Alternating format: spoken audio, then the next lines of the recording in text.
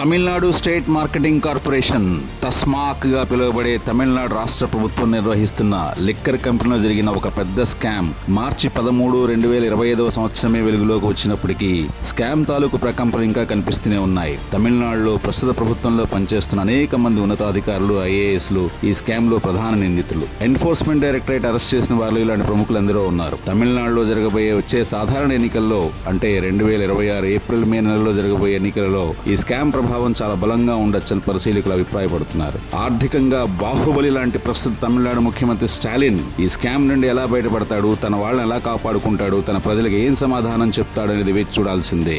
సుమారు 1000 కోట్ల రూపాయల పైన జరిగిన ఈ స్కామ్ లో టెండర్ల ప్రక్రియ దగ్గర నుంచి ధరల అక్రమ పెంపుదల దగ్గర నుంచి మనీ లాండరింగ్, ఇల్లీగల్ ట్రాన్సాక్షన్ లాంటి ఎన్నో కీలక అంశాలపై ఇప్పటికే ఎన్ఫోర్స్మెంట్ డైరెక్టరేట్ ముమ్మర దర్యాప్తు ప్రారంభించింది. మామూలుగానే ప్రతి స్కామ్ తర్వాత సంబంధిత మంత్రులు చెప్పే డైలాగ్ నే తమిళనాడు ఎక్సైజ్ మినిస్టర్ కూడా వెల్లవేశారు. ఇది కేంద్రం కుట్ర, ఈడీ కేంద్రం ఆడిస్తున్న ఆటబొమ్మ లాంటిదని ఇలాంటి పడికట్టు మాటలతో సరిపెట్టారు. అంతే కదండి, స్కామ్ లో తనకెంత ముట్టిందో ఒప్పుకోలేరు కదా. మొత్తానికి ఈ మధ్యకాలంలో రాష్ట్ర ప్రభుత్వంలో ఉన్న ప్రభుత్వ పెద్దలందరికీ కూడా తాగుబోతులంత కాలం కాసులే కాసులు. చూద్దాం ఢిల్లీ లిక్కర్ స్కామ్ తర్వాత జరిగిన ఈ అతిపెద్ద కుంభకోణం ఇంకెన్ని ప్రకంపనలు సృష్టిస్తుందో.